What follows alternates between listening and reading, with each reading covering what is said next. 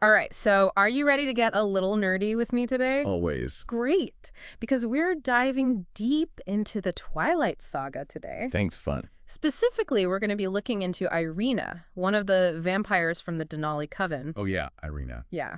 One of our listeners sent us a character analysis all about her, Cool. and we thought it'd be interesting to kind of explore her story. I agree. She's a really fascinating character. Yeah. And, even if you aren't like a diehard Twilight fan, I think there are a lot of interesting insights that we can glean from her story. So, like, even if you're not into vampires and werewolves. Yeah. So we're going to be talking about some psychology. Okay. And maybe even a little philosophy. Interesting. Maybe even like some theological stuff. Whoa, this is a deep dive. Because Irina's story is really, it's more than just a simple like heartbroken vampire story. Right. She's so much more complex than that.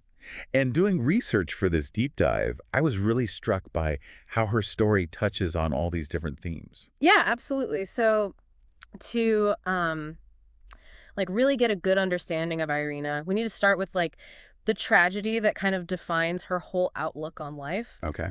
And that's the death of her lover, Laurent, at the hands of the werewolves. That's right. That event is crucial to understanding everything that comes after. Okay, so wait, remind me about Laurent. He wasn't like a good guy, right? Not really. He was part of James's coven. Oh, right. The one that tries to hunt Bella in the first book. Yeah, exactly. Okay. And this is where it gets really interesting, because Laurent's character was really morally ambiguous. Yeah, definitely. Like, you couldn't really categorize him as good or bad. Yeah. And the fact that Irina loved him despite his flaws says a lot about her character. It suggests she was comfortable with a certain level of complexity. Yeah. Even early on in the story, she wasn't afraid of moral gray areas.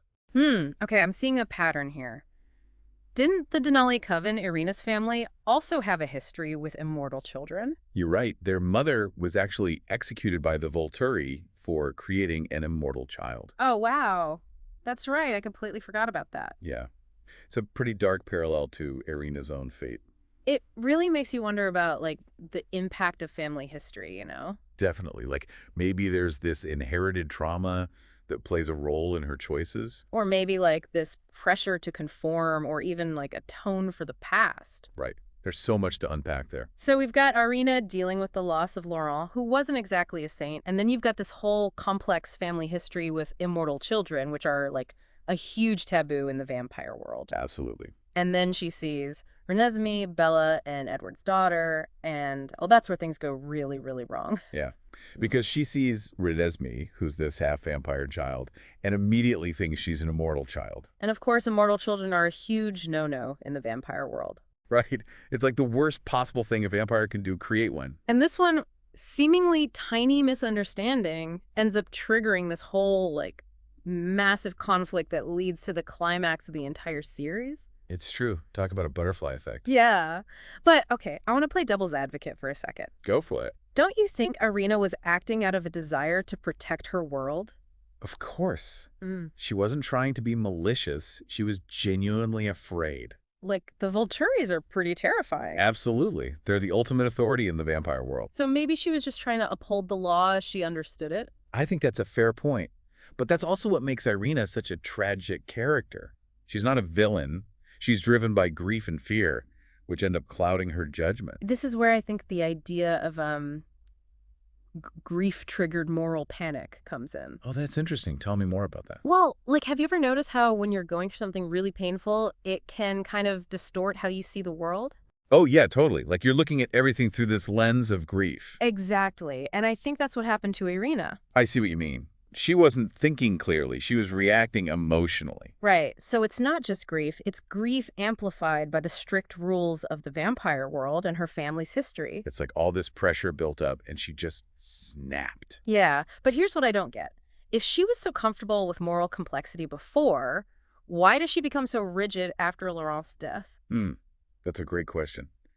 It's possible that the guilt over her past with Laurent, who definitely lived outside the rules, combined with the trauma of his death, kind of pushed her towards a stricter, like, black and white view of right and wrong. Like she overcompensated to prove her loyalty to the Volturi and distance herself from Laurent's legacy. Exactly. So she's not just grieving, she's grappling with guilt, societal pressure, and maybe even the subconscious desire to, like, break free from her family's legacy, Yeah. while, ironically, mirroring it. It's heavy stuff, for sure. And it makes you wonder, like, how much control did she really have over her choices? Wait, are we saying that she's a victim of fate? Like she had no free will? That's a question philosophers have been debating for centuries. Free will versus determinism. Oh, deep. And Irina's story really brings it to life. Was she destined to repeat her family's tragic history? Or could she have chosen a different path? Mind blown. This is getting intense. And we're just getting started. Wow. Okay, listeners, you do not want to miss part 2, where we explore how Irina's story connects to even bigger concepts like sin, redemption, and forgiveness. It's going to be a wild ride. I can't wait. Okay, so, wow, we are back, and my brain is still processing all those philosophical questions we left off with. Last time, we were talking about Irina Denali from the Twilight Saga and how her story connects to some pretty deep ideas like grief, fate, and free will. It's pretty heavy stuff, right? But it gets even more interesting because now we're going to add another layer to the mix. Another layer. What could be more intense than questioning the very nature of free will? Well, get ready, because we're about to bring in some theology. Theology. Okay, now I am really intrigued. But how do vampires and theology even go together? You'd be surprised. But think about it this way. There's this idea in theology called original sin.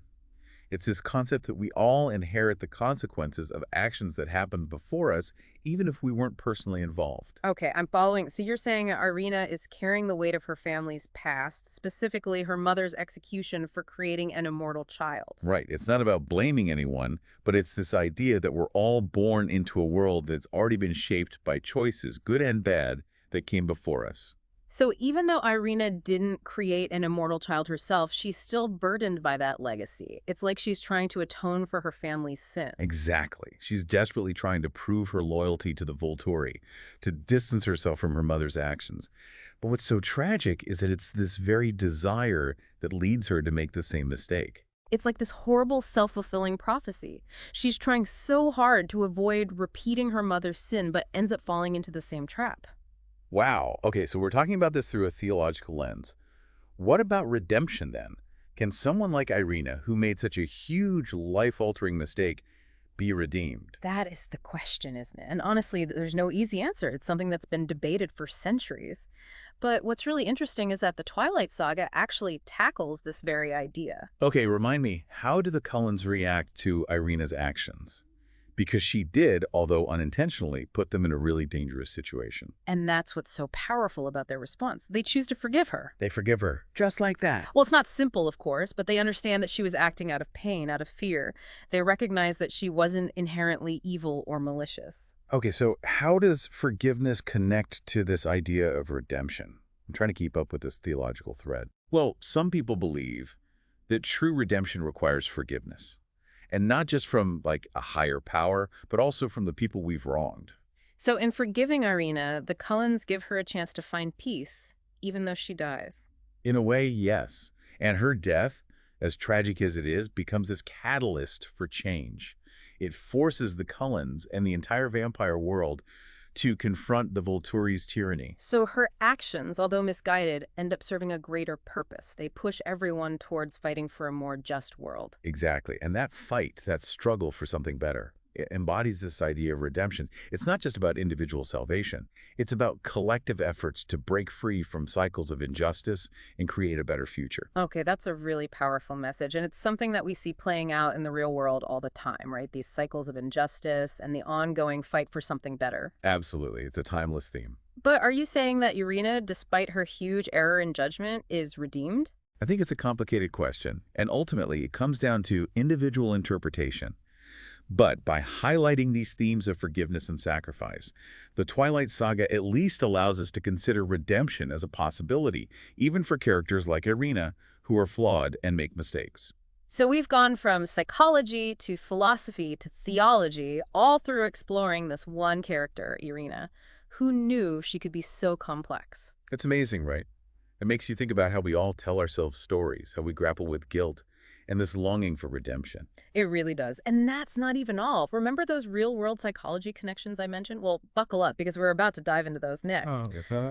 Okay, so welcome back. I am still trying to wrap my head around all of these deep theological connections we just uncovered about Irina. It's a lot, right? It is, but you know what? It gets even more fascinating because we're about to connect her story to real-world psychology. You might be surprised to learn that Irina's actions, which seem so irrational, actually reflect some very human psychological phenomena. Wait, are you telling me that there's a scientific reason why she saw this harmless half-vampire child as a terrifying threat? Exactly. Like, it goes beyond just the grief she was experiencing. Yeah. What she went through is actually a classic example of what psychologists call cognitive distortion. Cognitive distortion. Okay, I've never heard of that before. What is it?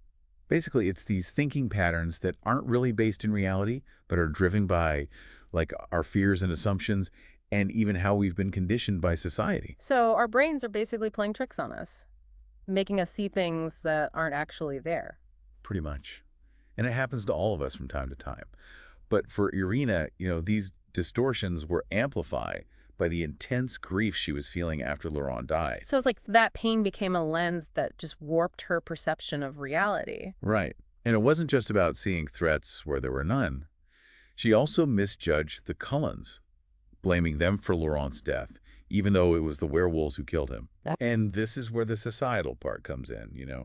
Irina grew up in this vampire world where immortal children are seen as, like, this ultimate evil. Right. So that belief, along with her grief, well, it made her jump to conclusions. So basically it was this like perfect storm of grief and ingrained biases and societal pressure that led to her actions. Yeah, I think that's a really good way to put it. And while it doesn't excuse her actions, it does make them a little more understandable, don't you think? Yeah, definitely. But even though cognitive distortion is a real thing, it doesn't mean we can just let our emotions run wild. So how do we avoid falling into the same traps that Irina did? How do we keep our feelings from clouding our judgment? Well, I think the first step is awareness. Okay, so how do we become more aware of our thought patterns? It starts with questioning our own thoughts and feelings, especially when they feel really intense. Like, ask yourself, am I seeing things clearly right now? Or is my pain or my fear maybe distorting my perception? It's like hitting the pause button on our reactions and actually examining those feelings, where they're coming from. Exactly. And, if you're struggling to do that on your own, there's no shame in reaching out for support. Like, talk to a trusted friend or family member, or even consider therapy. Sometimes we just need a fresh perspective to help us see things more clearly. Yeah, absolutely. Wow. Irina's story really shows us that we all have these blind spots, these distortions that can lead us to make mistakes, especially when we're going through hard times. It's true. And I think it's a reminder to be kind to ourselves when we mess up. We're all just works in progress, right? So true. Well, this has been a wild ride. We started with this seemingly minor character from Twilight and ended up exploring psychology, philosophy, theology, and even real-world science. Talk about a deep dive. It really shows you that even fictional stories can offer these incredible insights that we can apply to our own lives. Absolutely. Well, that is it for today's deep dive. What are your thoughts on Irina's story? Did you sympathize with her? Were you surprised by the complexity of her character? Let us know on social media. We always love to hear from you.